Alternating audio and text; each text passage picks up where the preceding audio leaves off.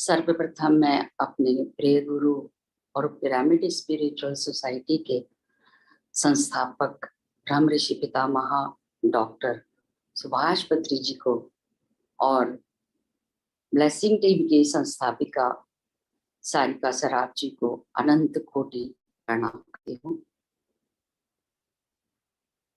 आज इस दिव्य मंच पर आने के लिए, मुझे मौका देने के लिए सारिका जी का तहे दिल से धन्यवाद करती हूँ। नमस्ते। आप सभी उपस्थित महानुभावों का हृदय से आभार करती हूँ। पिछले 9 महीने से पिछले 9 दिनों से हम लोग डॉक्टर जोसेफ मर्फी की महान कृति अवचेतन मन की शक्ति का ज्ञान ले रहे हैं और हमने जाना कि किस प्रकार अपने अवचेतन मन की शक्तियों का उपयोग करके हम अपनी कठिनाइयों का समाधान पाकर इस हम खुशहालीपूर्ण और सद्भावनापूर्ण समृद्धिपूर्ण जीवन व्यतीत कर सकते हैं। इसी श्रृंखला को आगे बढ़ाते हुए आज मैं अध्याय 17 का ज्ञान आपके साथ साझा कर रही हूँ, जिसमें अपने अवचेतन मस्तिष्क का उपयोग क्षमा करने में कैसे करें, इसकी जानकारी दी गई है। तो आइए दोस्तों, लेखक कहते हैं कि ईश्वर का इस दुनिया के दुखों से और अराजक परिस्थितियों से कोई लेना देना नहीं है। ये जो परिस्थितियां आती हैं इस तरह की, वो हमारी ही नकारात्मक और विनाशकारी सोच की वजह से होती है। ज्यादातर लोग अपनी बीमारियों को और नुकसान का जिम्मेदार ईश्वर को बताते हुए उन्हें दोषी कहते हैं। आप लोगों ने भी देखा होगा, कभी किसी के घर में कोई बीमार हो गया और हम हाल पूछते हैं तो लोग यही कहते हैं ईश्वर की मर्जी है। उनको लगता है ये सब काम अब ईश्वर करा रहे हैं। कुछ लोग तो अपने पर्सनल दुख, गरीबी, दुर्घटना, किसी अपने प्रिय की मृत्यु और इस तरह की चीजों के लिए भी, या बिजनेस में नुकसान हो गया, कोई और एक्सीडेंट हो गया, भगवान की मर्जी, इस प्रकार अपनी बीमारियों और नुकसान का सारा जिम्मा ईश्वर को देते हैं कि ईश्वर की मर्जी से हो रहा है सब कुछ।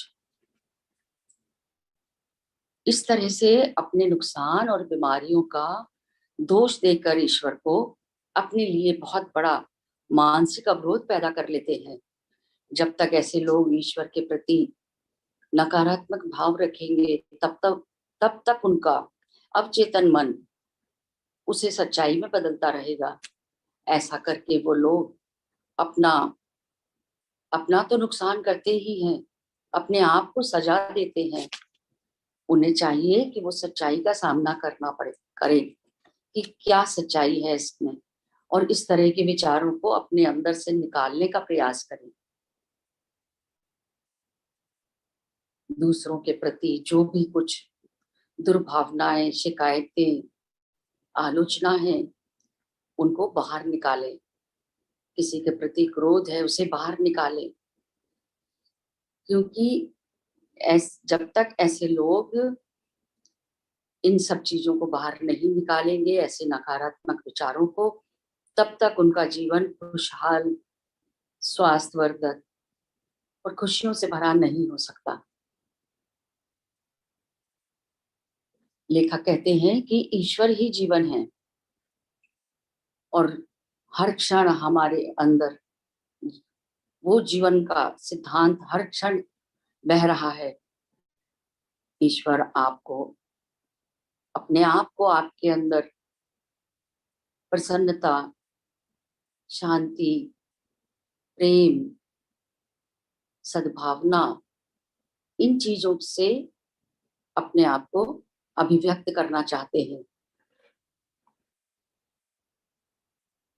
लेखक कहते हैं कि जिस क्षण भी ऐसे लोग जो भगवान पे विश्वास नहीं रखते, नकारात्मक विचार रखते हैं, उन्हें दोषी ठहराते हैं, ऐसे लोग जब जिस क्षण भी उनके अंदर अपने मन में प्रेम रूपी ईश्वर का को अनुभव करने लगेंगे और पूरे विश्वास के साथ ईश्वर पर विश्वास करेंगे और ईश्वर को ही प्रेम करने वाला पिता अनुभव करेंगे कि वो उनकी देखभाल कर रहा है, उनका मार्गदर्शन कर रहे हैं, उनका ध्यान रख रहे हैं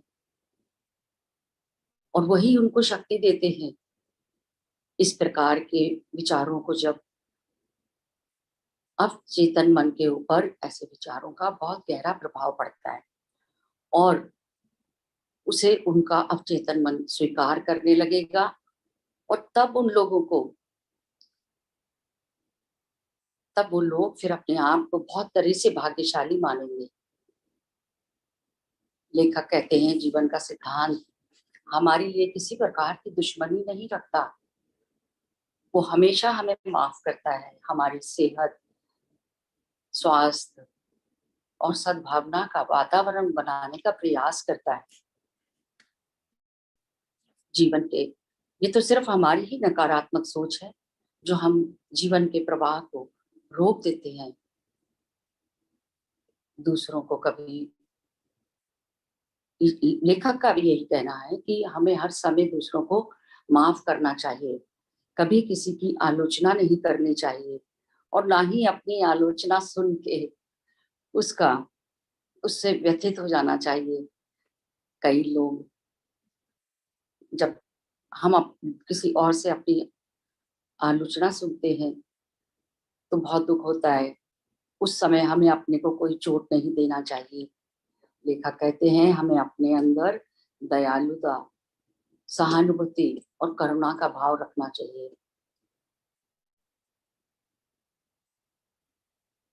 अब देखते हैं हम कि इस बारे में लेखक के क्या विचार हैं। जिंदगी हमेशा आपको क्षमा करती है।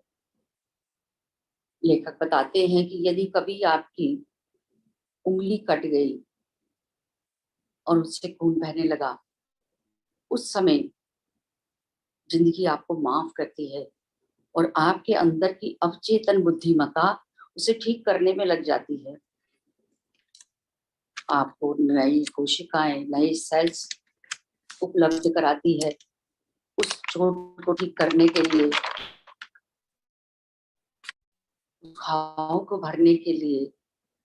यदि आपने कभी गलत खाना खा लिया तो आपका जीवन आपको क्षमा करके आपको वॉमिट कराता है, उल्टी करवाता है, जिससे कि आपका जीवन बचाया जा सके। इसी प्रकार कहते हैं कभी आपका हाथ जल गया तो फिर आपका जीवन का सिद्धांत उसमें कम से कम सूजन या जमाव को करने लगता है। उसमें आपको नई सेल्स, नई कोशिकाएं, नए ऊतक और यहाँ तक कि नई स्किन भी उपलब्ध करवाता है। तो यदि हम प्रकृति के साथ सामंजस्य बना के रखते हैं तो वापस हमें स्वास्थ्य, शांति और ऊर्जा मिलती है। इसी प्रकार नकारात्मक सोच, दुखदायी यादें और बुरे इरादे यदि हमारे अंदर इकट्ठित होते हैं तो वो हमारे सुगमता से बहते हुए जीवन के सिद्धांत को बाधित कर देते हैं। अब बताते हैं कैसे उसने अपराध बोध से बाहर निकाला। तो लेखक अपना एक अनुभव बताते हुए उदाहरण देते हैं कि वो एक व्यक्ति को जानते थे जिस जो बहुत मेहनत से काम करता था और रात को करीब 1-1:30 बजे तक अपने काम में व्यस्त रहता था। ऐसा लगता था कि उसे लगता है लोग उसे शाबाशी देंगे और उसकी प्रशंसा करेंगे, लेकिन अचानक ही उन्होंने देखा कि वो बहुत बहुत ज्यादा मेहनत कर रहा है और अनजाने में ही खुद को प्रताड़ित कर रहा था। उसने अपने बीवी बच्चों का ध्यान रखना बंद कर दिया, जो एक सामान्य बात नहीं होती है। हर कोई अपने बच्चों का ध्यान रखता है। लेखक ने बताया कि वो उसको मिले और उन्होंने उसका कारण पूछा और उससे पूछा कि तुम्हारे अंदर तुम्हें कुछ ना कुछ परेशान कर रहा है। तुम इस नहीं तो तुम इस प्रकार की हरकत तो नहीं करते। तुम अपने आप को क्यों सजा दे रहे हो?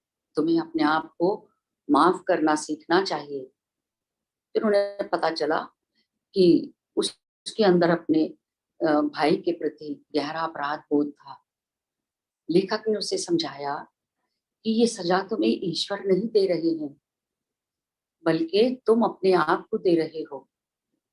और उसे फिर नेचर के बारे में, प्रकृति के बारे में बताया कि जीवन के नियमों को तोड़ोगे तो उसी के अनुसार तुम भी प्रताड़ित होगे, क्योंकि वो अवचेतन मन उसी हिसाब से प्रताड़ित करेगा। तो प्रकृति की जो ताकतें होती है वो दुष्ट नहीं होती। जिस हम जब उसको उपयोग करते हैं उस पर निर्भर करता है कि वो अच्छी है या बुरी है।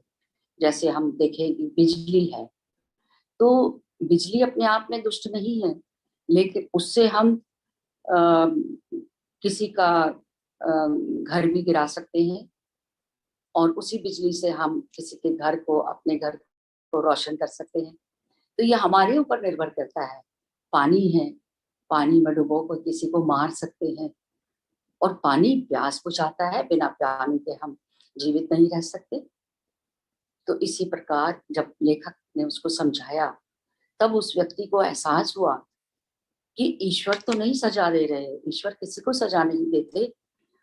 हमारी उसकी पीड़ा और उसके नकारात्मक विचार ही, विनाशकारी विचार ही उसके मस्तिष्क के, अवचेतन मस्तिष्क की ही प्रतिक्रिया है।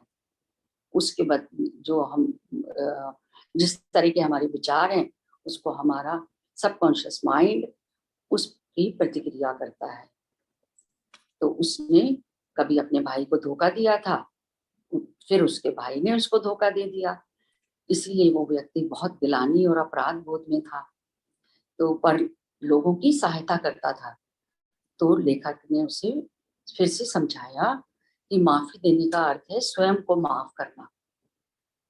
माफी देना आपके विचारों के सामंजस्य का जिस तरह होती है उसके खिलाफ है। नर्क है, यदि आप अपने को माफ नहीं करते तो वो नर्क है, आप उसमें फंस जाते हैं। और यदि आप माफ कर देते हैं तो वो स्वर्ग है, शांति है वो। तो उस व्यक्ति का समझाना ही उसके लिए उसका इलाज बन गया। जबकि उसका, जिस समय वो इतनी अपने को प्रताड़ित करता था, उसका ब्लड प्रेशर भी 200 से ऊपर चला गया था। जब लेखक ने उसको समझाया तो बिना दवाइयों के उसका ब्लड प्रेशर भी ठीक हो गया। तो लेखक बताते हैं, एक हत्यारे ने अपने आप को माफ करना सीखा। तो हम देखते हैं, लेखक ने बताया अपना उदाहरण देके अपने जीवन का ही, कि कई साल पहले उनके पास एक व्यक्ति आया था जिसने यूरोप में अपने भाई का कत्ल कर दिया था। और उस अपराध बोध से, उस अवसाद से भरा हुआ था। उसने बताया कि मेरी पत्नी का मेरे भाई के साथ प्रेम संबंध था। जैसे ही उसको पता चला, उसने उसको गोली मार दी। उसके बाद उस इस बात को करीब 15 साल हो चुके थे जिस समय वो लेखक से बात कर रहा था। तब उसने बताया कि कुछ समय के बाद, मारने के बाद, वो उसने एक अमेरिकन लड़की से शादी कर ली और उसके 3 बच्चे भी हो गए। और आज वो इस स्थिति में है कि लोगों की मदद कर रहा है। और उसके बाद उसने, लेखक ने उसको अच्छी तरह से समझाया कि शारीरिक और मनोवैज्ञानिक तरीके से अब वो पुराना व्यक्ति नहीं है जिसने अपने भाई का मारा था। क्योंकि एक मेडिकल रिपोर्ट के अनुसार, वैज्ञानिकों के अनुसार 11 महीने में हमारे शरीर का एक एक सेल बदल जाता है, एक एक सेल नया बन जाता है। और मानसिक और आध्यात्मिक रूप से भी वो एक नया व्यक्ति था। उसके मन में मानवता के लिए सद्भावना और प्यार था। वो बूढ़ा व्यक्ति जिसने ये अपराध 15 साल पहले किया था, वो मानसिक और आध्यात्मिक रूप से मर चुका है। सच्चाई तो ये है कि अब वो उस निर्दोष व्यक्ति को सजा दे रहा है, पीड़ित कर रहा है। इस स्पष्टीकरण का उस व्यक्ति पर गहरा प्रभाव पड़ा और वो अपने आप को माफ कर सका। अब लेखक ने इस बात पर बताया कि हम अपनी इजाजत के बिना हमारी आलोचना दुख नहीं दे सकते हमें। एक बार की बात है कि लेखक को एक लड़की, एक नवयुवती मिली और उस जो एक स्कूल में टीचर थी, तो उसने बताया उनको कि मेरे एक सहयोगी ने मेरे एक भाषण की आलोचना की और आलोचना का लेटर भेजा जिसमें लिखा था कि मैं बहुत जल्दी जल्दी बोलती हूँ, कई शब्द मैं अपने खा जाती हूँ और बिल्कुल भी उसके बोलने में सुना नहीं जा सकता था, बिल्कुल भी स्पष्टता नहीं थी। तो जिससे कि उसके भाषण का कोई असर नहीं हुआ। तो अध्यापिका बहुत नाराज हुई और उस आलोचक के प्रति बड़ी दुखी हुई। पर कुछ ही समय बाद उसने स्वीकार किया कि जो भी कुछ उस आलोचक ने आलोचना की थी वो गलत नहीं थी और मेरी ही प्रतिक्रिया बचकानी थी। फिर उसने तुरंत ही, बल्कि उसने ये भी कहा कि उसकी जो प्रतिक्रिया थी वो मेरे लिए आशीर्वाद स्वरूप साबित हुई, क्योंकि उसने कहा कि मैंने शीघ्र ही एक फिर नए भाषण की तैयारी के लिए एक उसी तरह का कोर्स करने के लिए एक कॉलेज में दाखिला भी ले लिया। तो और इसके अलावा आलोचक को एक धन्यवाद का पत्र भी लिखा कि जिसकी वजह से अध्यापिका को अपनी गलती सुधारने का मौका मिला। तो यदि कोई व्यक्ति ना चाहे कि अपनी आलोचना सुनकर दुखी नहीं होना चाहता, तो वो नहीं होगा, क्योंकि वो उसी पर उसका पूरा अधिकार है। उसकी मर्जी है, बुरा अधिकार नाराज हो या ना हो। इसी में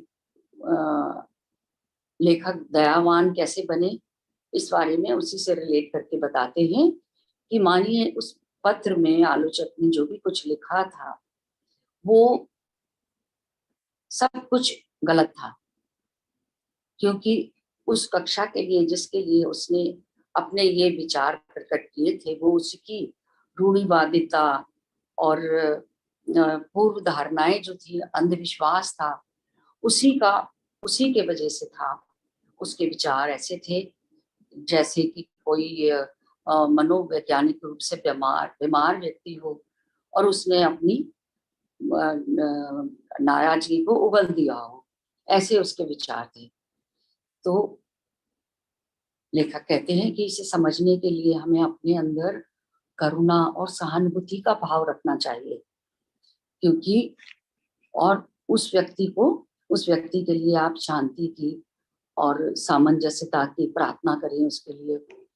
तो यदि आप भी आहत नहीं होंगे इससे, आपको भी बुरा नहीं लगेगा और आप जानेंगे कि आप अपनी भावनाओं और विचारों और जब आप ये समझ जाएंगे कि आप अपनी ही भावनाओं के विचारों के मालिक हैं, तो और भावनाएं आपके विचारों का अनुसरण करती हैं, तो आप में उन सभी विचारों को आहत करने का या परेशान कर सकते हैं वही विचार उनको आपके अंदर वो पूरी शक्ति है कि आप उन्हें अस्वीकृत कर दें। किसी ने आपको कुछ बोला है, आप उसको ग्रहण ही ना करें, स्वीकार ही ना करें उस चीज को, तो ये आपकी इच्छा पर है, आप ही उसके मालिक हैं। हमारे अंदर जब दया भाव, करुणा का भाव होता है तो हम इस प्रकार सोच सकते हैं। अब अगला उदाहरण देके उन्होंने बताया कि किस प्रकार हमारी आस्था और विश्वास काम करता है। एक बार लेखक बताते हैं कि उन्हें कुछ वर्ष पहले एक चर्च में शादी करने के लिए बुलाया गया। तो जब वहां पहुंचे तो दुल्हन तैयार थी, बहुत सारे मेहमान आ चुके थे और दूल्हे का इंतजार किया जा रहा था। थोड़ा समय बीता और समय बीता, सभी लोग दुल्हन के साथ सारे मेहमान भी इंतजार कर रहे थे और दुल्हन ने आंसू आने लगे उसके, दुखी हो गई वो। तो लेखक सोचने लगे कि इतना दुखी करके, इतना आंसू बहाने के बाद ये युवती जीवन भर उसको कभी, उस युवक को भूल नहीं सकती।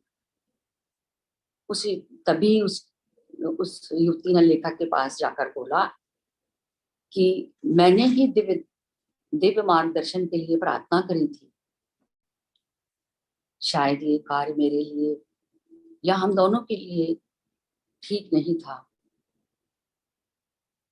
मैंने ईश्वर से हम दोनों के सही निर्णय के लिए प्रार्थना की थी दिल से। उस युवती का ईश्वर पर पूरा विश्वास था, उसको पूरी आस्था थी और विश्वास था, मन में उसके शुभकामनाएं थी। लेखक कहते हैं कोई और होता तो तूफान खड़ा कर देता और भावनात्मक रूप से उसे शायद कोई दौरा भी पड़ जाता, शायद उसको अस्पताल भी ले जाना पड़ जाता। इसलिए उस युवती ने अपने अवचेतन मन में, मन की गहराइयों के अंदर बुद्धिमता के साथ सामंजस्य को बना के रखा और उसके जवाब में इतना विश्वास था कि जैसे उसने कभी बचपन में अपनी माँ के गोद में, जब उसकी माँ ने गोद उठाया होगा तो वो रखा होगा उसकी बाहों में। इस प्रकार आप संयमित मानसिकता के साथ भावनात्मक स्वास्थ्य पा सकते हैं।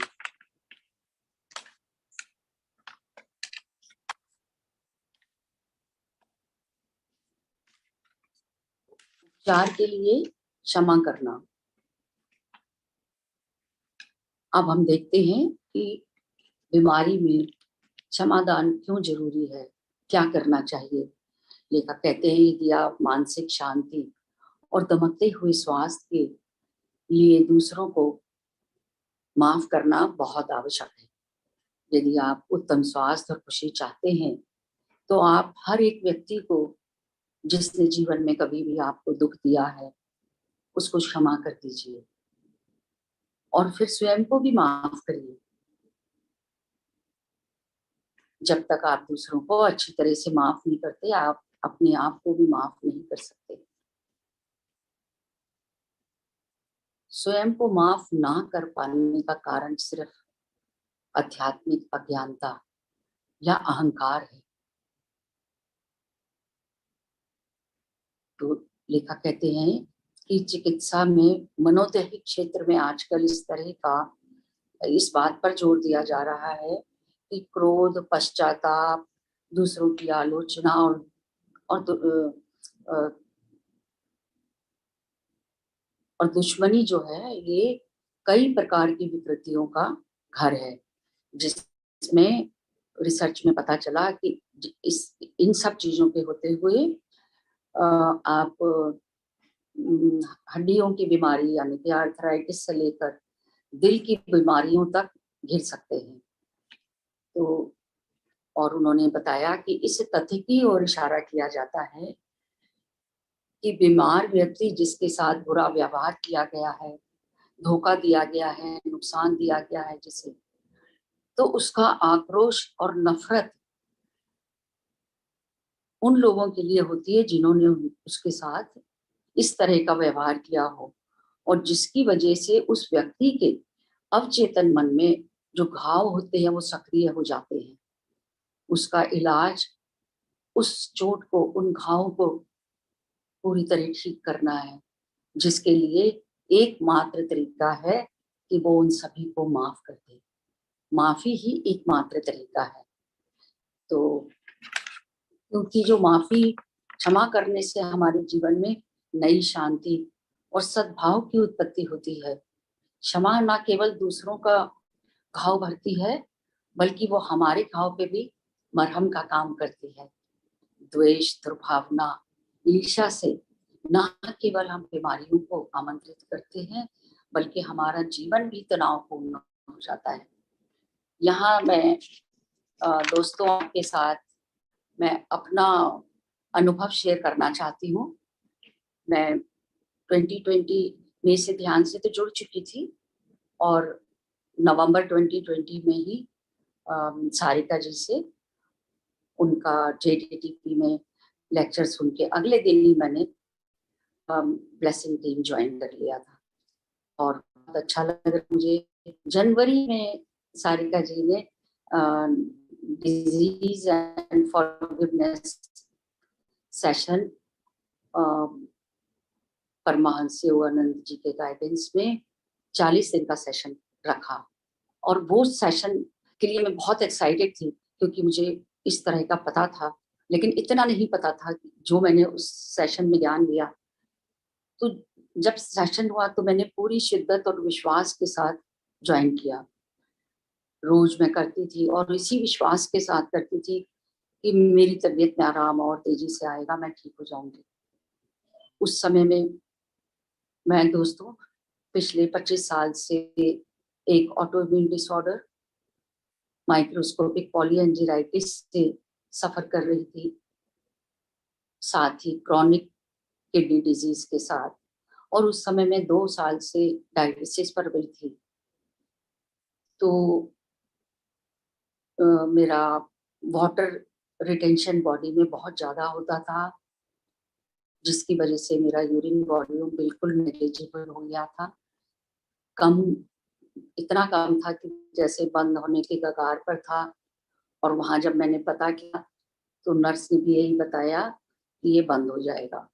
मैं बहुत परेशान थी। जब मैंने डिजीज हीलिंग का सेशन शुरू किया तो कुछ ही दिनों में मेरा यूरिन वॉल्यूम बढ़ना शुरू हो गया, मेरा वाटर रिटेंशन तेजी से कम होने लगा।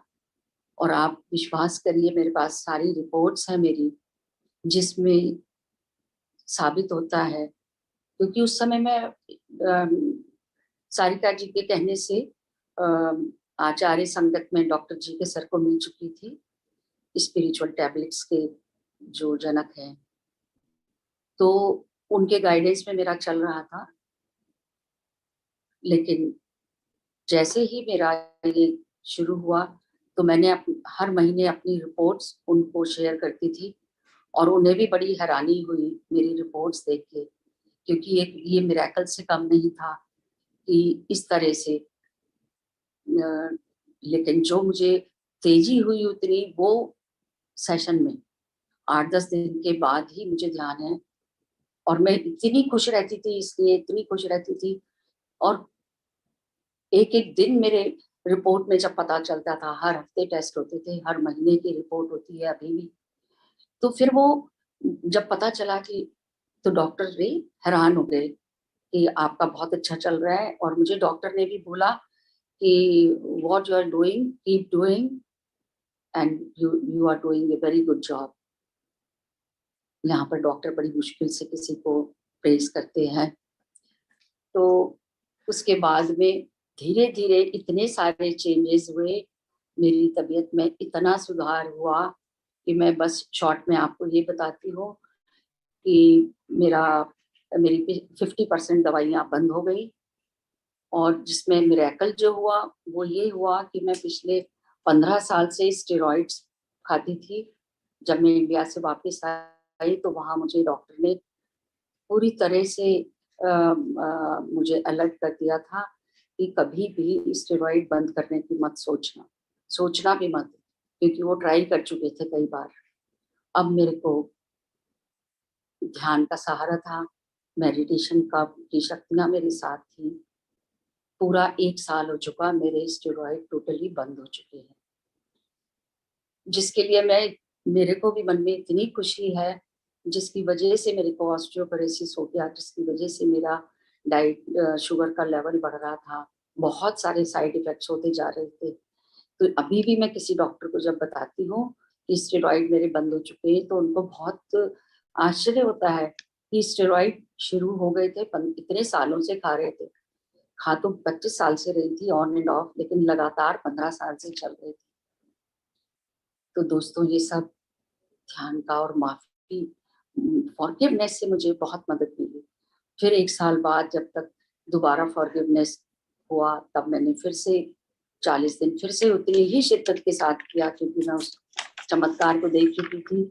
लगातार तबीयत में आराम आता रहा। माफी नामा करने के लिए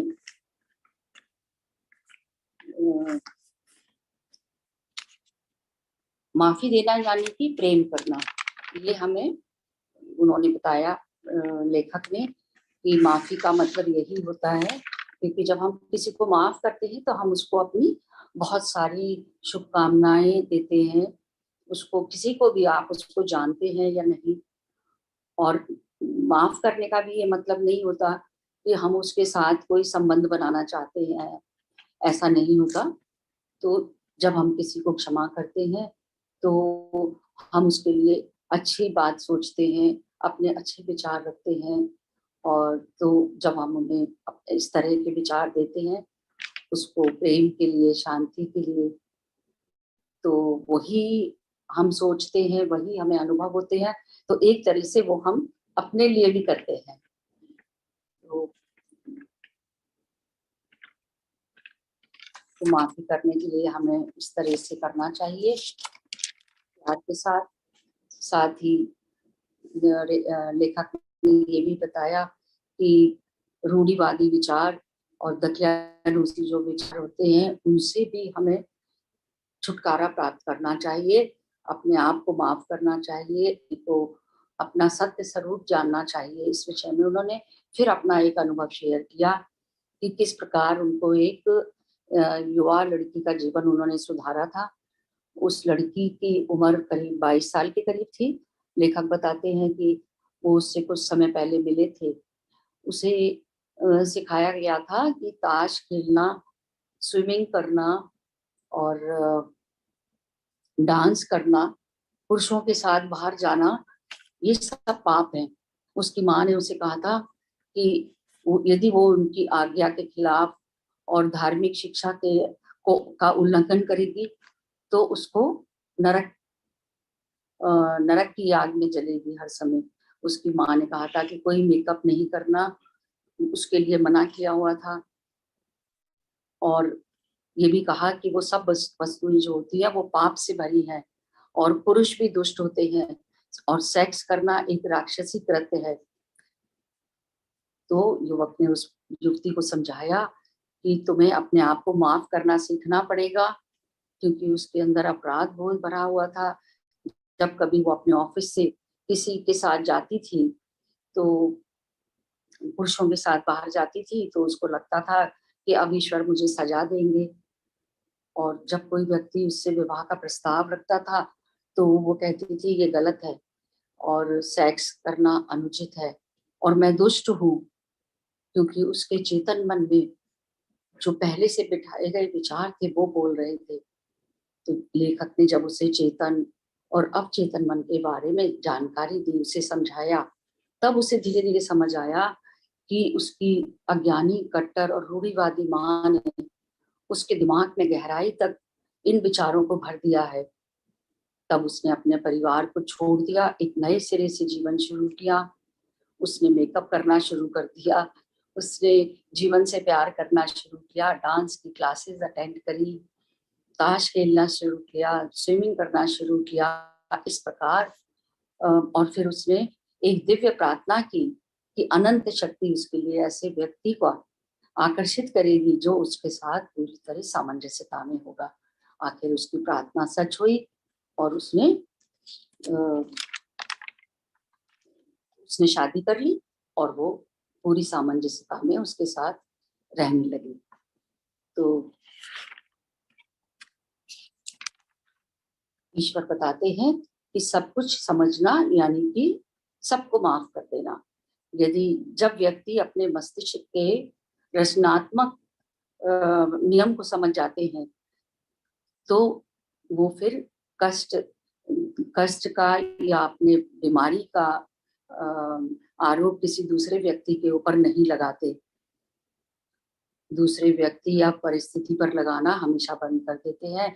उनको पता चल जाता है कि हमारी बीमारियों और परेशानी का कारण तो सिर्फ हमारी ही नकारात्मक विचार और हमारे विनाशकारी विचार हैं, और वो स्वयं ही उसके लिए जिम्मेदार है।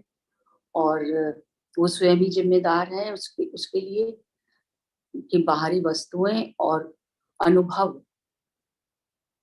ये सोचना भी गलत है कि कोई बाहर का व्यक्ति या परिस्थितियां हमारी खुशियों को कम कर सकती है। हम कोई भाग के फुटबॉल की तरह तो नहीं है कि कोई भी हमें किक मार देगा।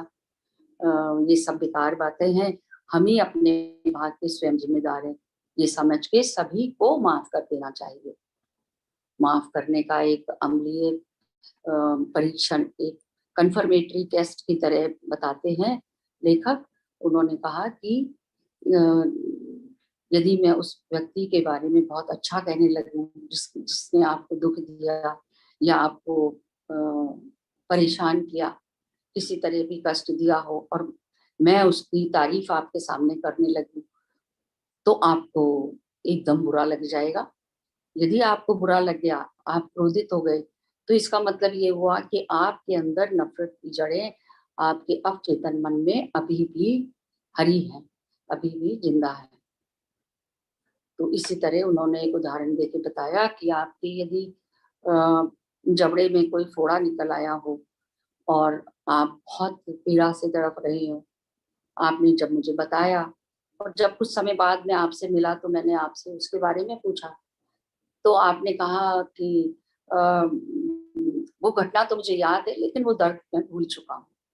तो ये बुरी कहानी, ये तो ठीक है, लेकिन यदि आपके साथ किसी ने बुरा किया, आपने उससे माफी मांग ली, और लेकिन जब उसका जिक्र आपके सामने किया गया, उसकी तारीफ की गई, तो आपको बुरा लग रहा है। इसका मतलब अभी आप भूले नहीं हैं, अभी आप माफ करने की कला से दूर हैं। आपको उसका फिर से अभ्यास करना चाहिए। फिर लेखक ने भी एक बहुत अच्छा तरीका बताया है माफ करने के लिए। एक प्रार्थना बताई है माफी देने की तकनीक। हम अपने दिमाग को शांत करें, निश्चित हो, उसे आजाद छोड़ दें। ईश्वर और उसका प्रेम आपके लिए है, उसका ध्यान करें, उसे स्वीकार करें। मैं पूर्ण रूप से और अपनी इच्छा से, और फिर उस आदमी, स्त्री या पुरुष का नाम ले जिसने आपको कष्ट दिया हो, मैं माफ करता हूँ। मैं मानसिक और आध्यात्मिक रूप से उसे आजाद करता हूँ। मैं इससे संबंधित हर चीज को पूरी तरह से माफी देता हूँ। मैं आजाद हूँ। और उस स्त्री और पुरुष वो भी आजाद है। ये एक अद्भुत एहसास है। मैं हर एक को, सभी को शांत आजाद करता हूँ जिन्होंने मुझे कभी दुख दिया। मैं हर एक को और सबको आजाद करता हूँ। मैं सबकी खुशी और शांति और जीवन की सभी खुशियों की कामना करता हूँ। ये सब कुछ मैं प्रेम से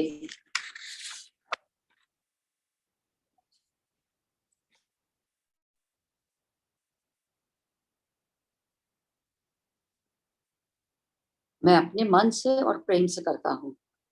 इस प्रकार उन्होंने ये माफी देने का की सच्ची टेक्निक बताई है। और उन्होंने कहा कि जब भी कभी मैं उन व्यक्तियों से जिन्होंने मुझे दुख या कष्ट दिया था, कहता हूँ कि मैंने आपको आजाद कर दिया। आपके जीवन के सभी आशीर्वाद और जीवन के सभी आशीर्वाद आपके साथ हैं। मैं भी आजाद हूँ, आप भी आजाद हैं। ये सब बहुत अद्भुत है। सच्ची माफी देने का महान रहस्य ये है कि एक बार माफी इस तरह से देने के बाद आपको बार बार माफी देने की जरूरत नहीं पड़ती। यदि आपके मन में कभी भी उसका ख्याल आता है या वो घटना याद आ जाती है, उसी समय आप दोबारा अपने मन में प्रार्थना करें और सोचें उसके बारे में, ये कहें कि तुम्हारे साथ शांति हमेशा बनी रहे। बार बार ऐसा कहेंगे तो कुछ ही दिनों में आप देखेंगे वो व्यक्ति भी आपके मन में कभी नहीं आएगा, ना ही वो ऐसे विचार आएंगे। अब हमें जो लेखक ने बताए हैं कि अपने माफी करने में सहायक विचारों की एक सूची दी है, उसके बारे में हम बात करते हैं। जीवन या ईश्वर पक्षपात नहीं करते। ईश्वर आपका पक्ष तभी लेते हैं जब आप अपने को सामंजस्यता, स्वस्थ, खुशी और शांति के साथ बनाए रखते हैं। ईश्वर कभी बीमारी, कष्ट, दुर्घटना को नहीं भेजते। हमारी ही विनाशकारी सोच उसका आधार है। हम जैसा बोएंगे वैसा ही काटेंगे। जैसा हम विचार करेंगे किसी के लिए, वो हमारे पास ही आएगा घूम के, क्योंकि अवचेतन मन उसका उसी तरह का हमारे साथ प्रतिक्रिया करता है। आप ईश्वरीय प्रेम पर विश्वास करते हैं तो आपका अवचेतन मस्तिष्क इसकी प्रतिक्रिया आपको अनगिनत आशीर्वाद से देता है। तो दोस्तों, जब हम पूरी आस्था के साथ उस ईश्वर पर विश्वास रखते हैं जो हमारा प्रेम करने वाला पिता है, तो हमारे ऊपर आशीर्वाद की बारिश होती है। ईश्वर आपके प्रति कभी द्वेष नहीं रखते, आपकी आलोचना नहीं करते, आपकी चोट को भी ठीक करते हैं। जैसा हमने उदाहरण में जाना था कि कभी हमारा हाथ कट जाए या जल जाए तो हमारी जीवन ही हमारा उसको अवचेतन मस्तिष्क ठीक करता है। आपके अपराध बोध का कारण ईश्वर व जीवन के प्रति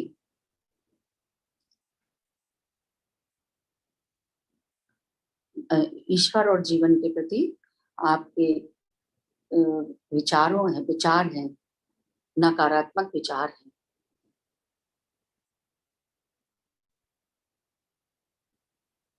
प्रकृति की शक्ति बुरी नहीं होती, आप अपने अंदर की शक्ति का उपयोग किस प्रकार करते हैं, ये उसकी प्रतिक्रिया पर निर्भर करता है। जैसा कि हमने जाना था कि बिजली और या पानी कभी दुष्ट नहीं हो सकते। उससे हम, यदि हम किसी का जीवन बचाते हैं, पानी देते हैं, वो प्यास बुझाते हैं और उसी में डुबो के मार भी सकते हैं। इस प्रकार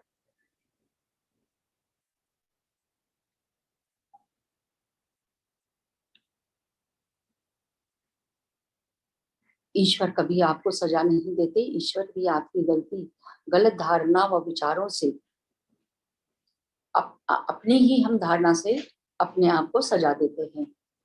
यदि कोई आपकी आलोचना करता है तो वो कमियां हमारी हैं, हमारे अंदर हैं। खुश रहिए, धन्यवाद दीजिए और उसकी प्रशंसा करिए कि आपको सुधरने का मौका मिला। आप किसी की आलोचना से दुखी नहीं हो सकते। आपको पता है आप अपने विचारों एवं भावनाओं के मालिक हैं। ये आपको दूसरों को आशीर्वाद देने और प्रार्थना करने का मौका देता है।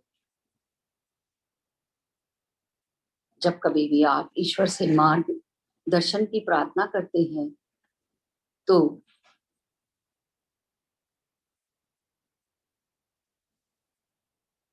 जो कुछ भी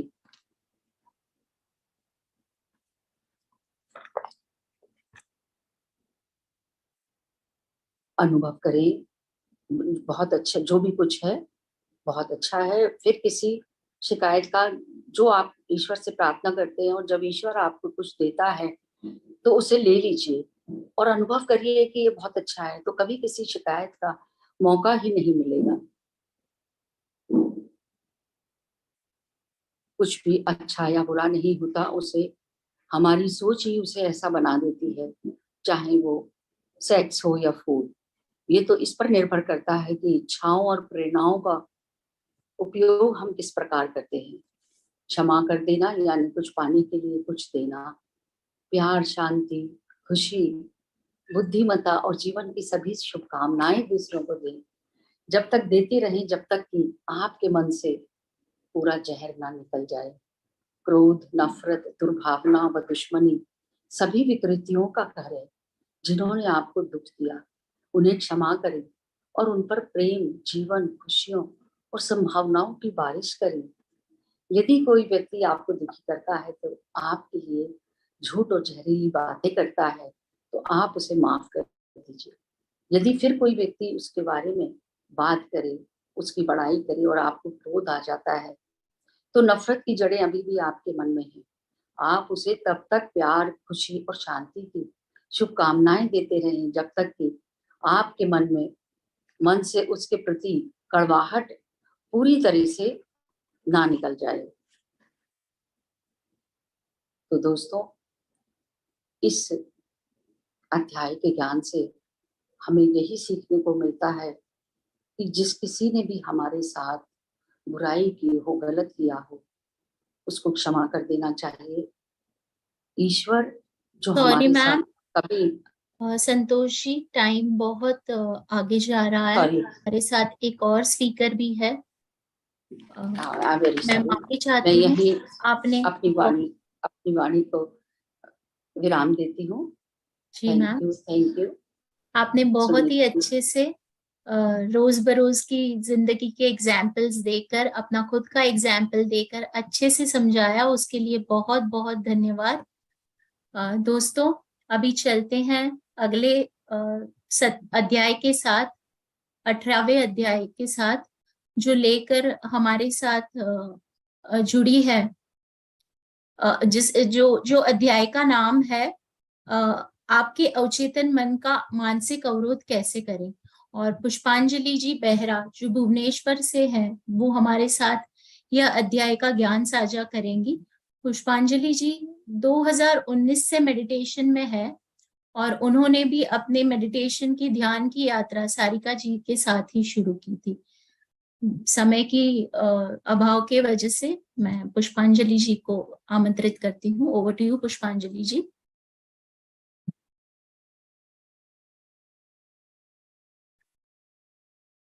आप म्यूट हैं Pushpanjali ji, unmute yourself. Thank you ma'am. सबसे पहले मैं पूज्य पति जी को कोटि कोटि नमन करना चाहती हूँ, जिन्होंने मुझे ध्यान सिखाया, और सारिका मैम को भी कोटि कोटि नमन करना चाहती हूँ, जिनके द्वारा मैं ध्यान सीखी। और ये मंच देने के लिए, इतना बड़ा अवसर देने के लिए, इस मंच में बोलने के लिए जो अवसर दे है, उसके लिए बहुत बहुत धन्यवाद कहना चाहती हूँ। आज का हमारा चैप्टर 18 है, जिसका नाम है आपका अवचेतन मन मानसिक अवरोध कैसे हटाता है, how your subconscious removes mental blocks. ये चैप्टर शुरू करने से पहले मैं अपने मम्मी पापा को भी कोटि कोटि नमन करना चाहती हूँ। यहाँ पे कहा गया है कि आपके सामने अगर कोई मुसीबत आए, कोई बाधा आए, तो उस मुसीबत का, उस प्रॉब्लम का सॉल्यूशन ना मिले तो आप क्या करें। आपके समस्या का समाधान आपके समस्या के अंदर ही है, लेकिन आपको अपने अवचेतन मन का प्रयोग करके उसको जानना चाहिए, जानने का प्रयास करना चाहिए कि आपका अवचेतन मन आपको क्या कहना चाहता है, उसका जवाब सुनने की कोशिश करना चाहिए। इस तरह हम आदत और बुरी आदत और अच्छी आदत के बारे में जानते हैं। हम सब आदत के भरोसे चलते हैं, सबका कुछ ना कुछ आदत होती है। उसी तरह कोई भी चीज शुरुआत करने से पहले, जैसे कि फॉर एग्जांपल साइकिलिंग करना, कार चलाना, डांसिंग करना, ड्राइंग सीखना, कुछ भी जब शुरुआत से हम सीखते हैं तो उसको हम बार बार करते हैं जब तक कि वो हमारे अवचेतन मन में सेट ना हो जाए। और जब वो हमारे अवचेतन मन सेट हो जाती है, वो एक आदत बन जाती है। उसी तरह बुरी आदत भी अगर हम उसको बार बार करें तो वो बुरी आदत में अवचेतन मन में सेट हो जाता है। तो हम यहाँ पे एक व्यक्ति का एग्जाम्पल लेकर बताए हैं कि हम कैसे, एक व्यक्ति कैसे अपना बुरी आदत अवचेतन मन का प्रयोग करके छोड़ दिया है। तो यहाँ पे मिस्टर बॉब, एक व्यक्ति आए लेखक के पास और बोले कि मैं बहुत शराब पीने लग गया हूँ, शराब मेरी जिंदगी पी गई है, मेरी वाइफ मुझसे बात नहीं करती है, मेरे बच्चों से मिलने नहीं देती है, और ऑफिस में भी मेरा काम अच्छा नहीं चल रहा है। तो बहुत परेशानी के साथ लेखक के पास आए। अब वो लेखक को सब उनका जो भी परेशानी था वो लेखक को सब बोले। अब लेखक बोलते हैं कि क्या आप कभी शराब छोड़ने की कोशिश नहीं की? लेखक ये पूछे उनको, तो वो उन्होंने ये जवाब दिया कि मैंने बहुत बार कोशिश की और कोशिश करके छोड़े भी शराब, लेकिन फिर भी जब मन विचलित हो जाता था फिर से वही आदत, वही पीने की आदत लग जाती थी और वो फिर से पीना शुरू कर देते। ऐसे उन्होंने बार बार कोशिश की शराब छोड़ने के लिए। जब उन्होंने बार बार शराब छोड़ने की कोशिश की और फिर भी शराब जब नहीं छोड़ पाए, तो उनके मन में एक विश्वास हो गया था कि मैं तो अभी अब शराब छोड़ ही नहीं पाऊंगा। तो अब लेखक को इन्हें पता लग गया है कि उनके मन में ही प्रॉब्लम है, तो उन्होंने उनको चेतन मन और चेतन मन के शक्ति के बारे में बताए। उन दोनों के तालमेल के बारे में समझाए और उनको बोले कि आप अपने चेतन और अचेतन मन का प्रयोग कीजिए। अब मिस्टर बॉब समझ गए कि उन्हें क्या करना है, तो उन्होंने उनकी मानसिक तस्वीर की शक्ति उसके अपने विचारों के अलावा कोई और चीज ठीक नहीं कर सकता। उनसे शांति और विचारों को संतुलित किया, अपने शरीर को शिथिल किया और मनन की निष्क्रिय अवस्था में पहुंच गए। अब मिस्टर बॉब मनन की निष्क्रिय अवस्था में पहुंच गए। अब निष्क्रिय अवस्था में पहुंचकर उन्होंने क्या देखा? एक सुंदर सी तस्वीर क्रिएट की अपने मन में, जिस तस्वीर को देख के उनका मन खुश हो जाए। वो सुंदर सी तस्वीर किसकी पता है? उनकी प्यारी सी बेटी की तस्वीर उन्होंने डाली अपने मन में। और उन्होंने क्या डाला उसमें कि उनकी प्यारी सी बेटी उनका वेलकम कर रही है घर आने के लिए, कि पापा कितना अच्छा हुआ आप घर वापस आ गए, आप अपने घर वापस आ गए। तो ये जो उनकी प्यारी सी बेटी, खूबसूरत सी बेटी सी की जो तस्वीर उनके मन में आ गया, तो उनके मन जीवित हो जाता था कि हाँ मुझे अब तो ये छोड़ना ही है।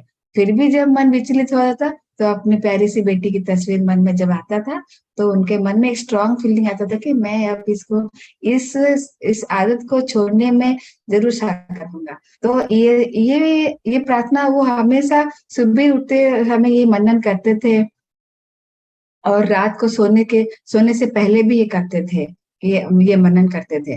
अब कुछ ही दिनों में जब ये बार बार करते गए, अब ये चेतन मन में सेट हो गए। अब कुछ ही दिनों के बाद वो शराब छोड़ने में सक्सेस हो गए और वो शराब छोड़ दिए। अब वो अपने फैमिली के साथ, अपने बच्ची के साथ खुशहाल जिंदगी बिता रहे हैं।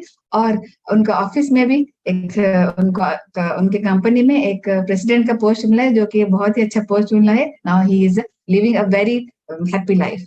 तो इस तरह से उन्होंने अपने अचेतन मन की शक्ति से, जो उनके मन में जो एक गलत विश्वास था कि मैं छोड़ नहीं पाऊंगा इस आदत को, लेकिन उन्होंने छोड़ा, उसका प्रयोग किया, उसको वो अचेतन शक्ति के बारे में जाना, उनका प्रयोग किया और उसको छोड़ने में सक्सेस हुए। इस तरह से एक और एग्जाम्पल दिया गया है कि अनलकी, बदकिस्मती किसी के कोई अपने आप को बदकिस्मती नहीं कहना चाहिए, अनलकी नहीं बोलना चाहिए। लेकिन यहाँ पे एक व्यक्ति अपने आप को बदकिस्मती उसके पीछे पड़ी है ऐसे बोला है। तो वो व्यक्ति आते हैं और लेखक के पास और बोलते हैं कि बदकिस्मती मेरे पीछे पड़ी है, क्योंकि उनके 3 महीने से उनका फाइनेंशियल प्रॉब्लम चल रहा था, कोई कॉन्ट्रैक्ट नहीं मिल रहा था। जो भी एक कॉन्ट्रैक्ट जो मिला था एक डेंटिस्ट के पास से, वो डेंटिस्ट के पास सब गए थे, सारे पेपर्स क्लियर थे, सब साइन होने के, सब लास्ट डेट भी फिक्स हो गया था कि साइन होगा पेपर, ठीक लास्ट मोमेंट वो साइन नहीं कर पाए वो पेपर। जब वो पेपर साइन हुआ नहीं, तो उनके मन में एक थॉट है, क्यों मेरे पेपर साइन क्यों नहीं, जब फाइनल हो गया था सब, पेपर साइन क्यों नहीं हो रहा है। अब इस डर से उनको मन में ये आ गया कि शायद इनकी वजह से मुझे और भी कस्टमर नहीं आएंगे, उनको और ग्राहक मिलेंगे ही नहीं। तो ये डर मन में बैठ गया था कि एक तो फाइनेंशियल प्रॉब्लम चल रही, ऊपर से कस्टमर भी नहीं आ रहे हैं वो कॉन्ट्रैक्ट साइन करने के। तो वही डर उनके मन में बैठ गया। अब लेखक उनको वही चेतन और अवचेतन मन के बारे में बताए और अब वो समझ गए। तो अब उन्होंने क्या किया, अपने मन में डेंटिस्ट के प्रति जो चिड़चिड़ और द्वेष ने उन्हें यह अवचेतन विश्वास दिला दिया था कि और ग्राहक भी नहीं आएंगे। इस विश्वास ने शत्रुता और बाधाओं का पैटर्न बना दिया था। एक बार जब उसके अवचेतन मन में छाप छूट गई तो यह उन परिस्थितियों को उत्पन्न करने लगा जिसका उसे डर था। बातचीत के दौरान उसे एहसास हो गया कि समस्या उसके अपने उसके अपने मस्तिष्क में थी। तो विजय सुनिश्चित है, अब विजय सुनिश्चित है।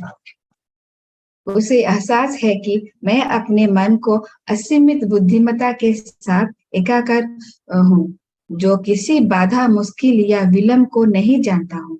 मैं सर्वश्रेष्ठ और सुखद उम्मीद में जीती हूँ। मेरा अधिक गहरा मन मेरे विचार पर प्रतिक्रिया करता है। मैं जानती हूँ कि मेरे अवचेतन की असीमित शक्ति का काम रोका नहीं जा सकता।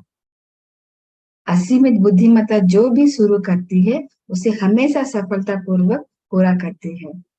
तो अब वो डेंटिस्ट के प्रति जो भी शत्रुता, जो नाराजगी, द्वेष जो भी था उसके मन में वो निकाल दिया, हटा दिया, और ये उसके प्रति हमेशा मित्रता भाव, ये भाव वो लाया वो मनन के टाइम। और ये मनन वही सेम उसी प्रकार किया। वो हर सुबह उठ के ये मनन करता था और हर रात को सोने से पहले ये मनन करता था कि उसके वो डेंटिस्ट के बारे में अच्छा सोचने लगा।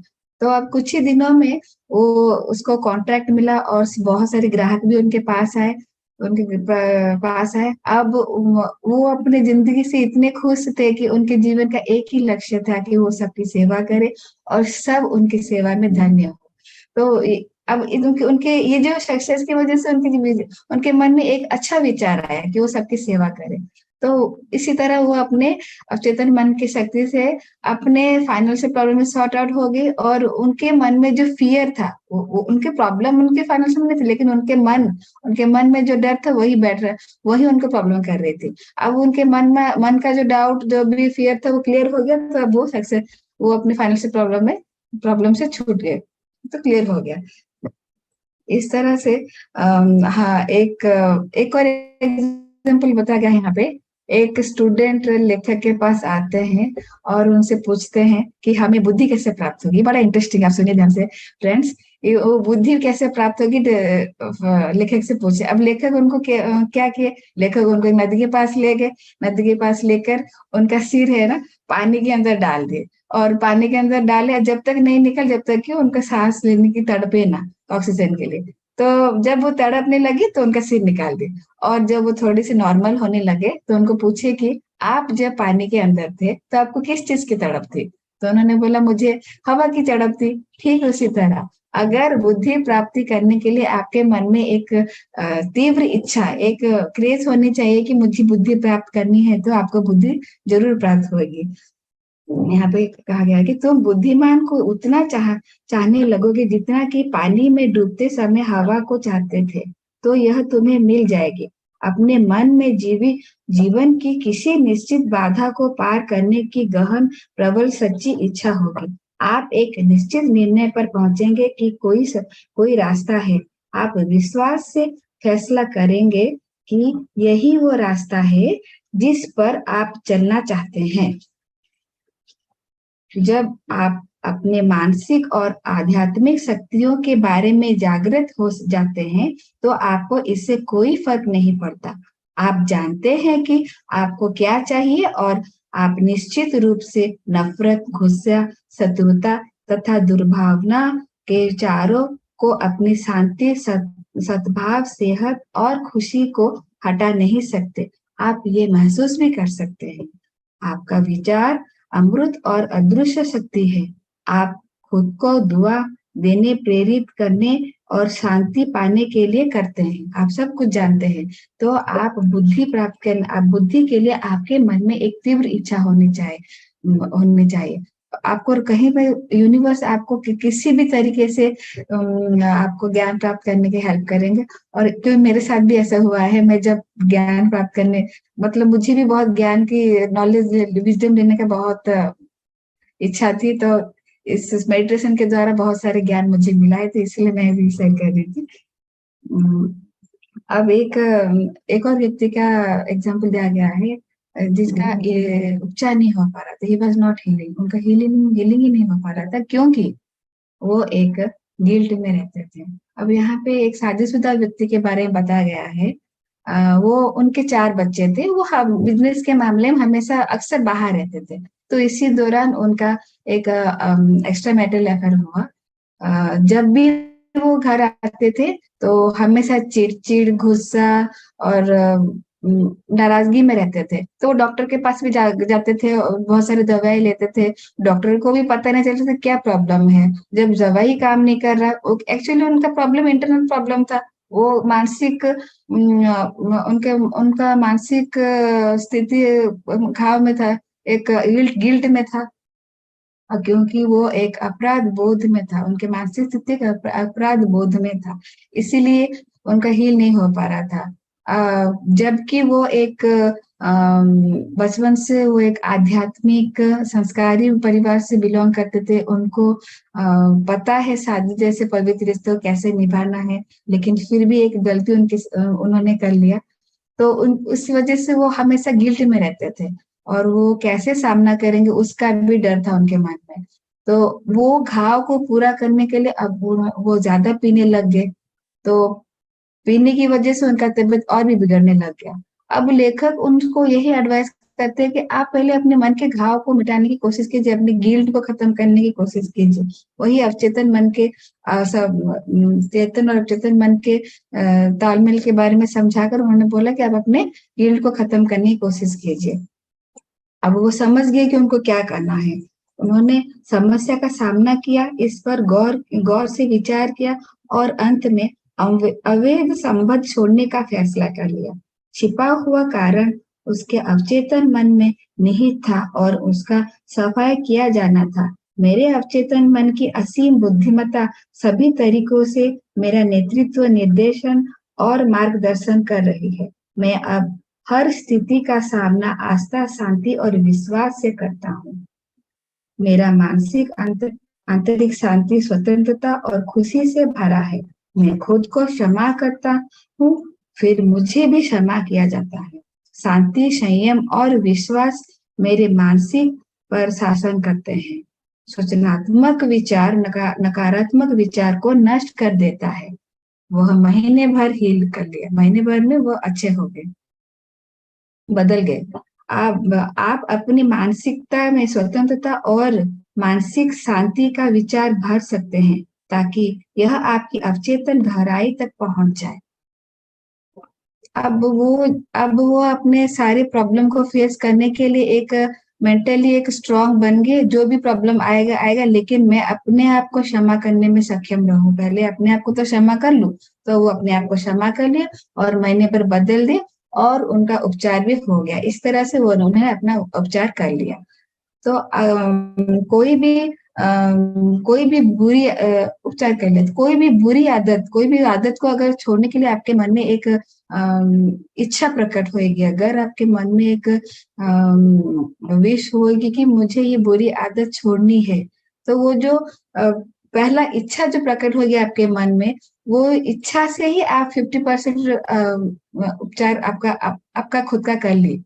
50% उपचार आपका हो गया, मान लीजिए कि आपका, क्योंकि आपके मन में वो बुरी आदत छोड़ने का एक विचार आया। ये जो विचार, फर्स्ट विचार जो थॉट आया कि हाँ मुझे ये बुरी आदत छोड़नी है, वो थॉट से ही आपका 50% हीलिंग हो जाएगा। और अभी आप बस एक ही कदम दूर है वो बुरी आदत से छुटकारा पाने के लिए, एक ही कदम दूर है आप। और थोड़ी दिन के बाद ही आप अपनी बुरी आदत से छूट जाएंगे। वो बुरी आदत आप छोड़ देंगे। इस तरह से आपके मन में एक विचार आना चाहिए कि मुझे ये बुरी आदत छोड़नी है। अब इस 3 जादुई कदम बताया गया है यहाँ पे। पहला है, स्थिर हो जाए, मस्तिष्क को शांत कर ले। इस शिथिल शांति अवस्था में आप दूसरे कदम की तैयारी कर रहे हैं। दूसरा कदम है, एक संक्षिप्त वाक्य ले जिसे आसानी से याद कर और इसे बार बार दोहराएं।